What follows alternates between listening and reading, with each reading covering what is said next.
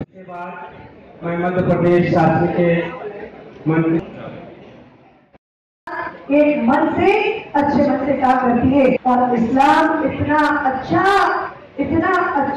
धर्म है कि भाई साहब भारत का मुसलमान ईद तब मनाता है जब चांद भारत में दिखता है तब भारत को सभी बहनें डीसी की तरफ लोग जा रहे हैं।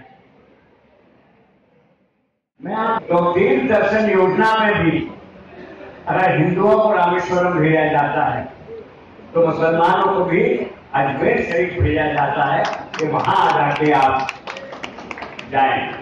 आज मध्य प्रदेश वक्फ बोर्ड ने अपना संभागीय सम्मेलन रखा था, जिसमें भोपाल संभाग का सम्मेलन, साथ ही जो इमाम मोहसिन हजरात बरसों बरस से अपनी खिदमत दे रहे हैं। मध्य प्रदेश वक्फ बोर्ड जो है ऐसे लोगों को हजरात को बुला के हर साल ये स्कीम शुरू करने जा रहा है।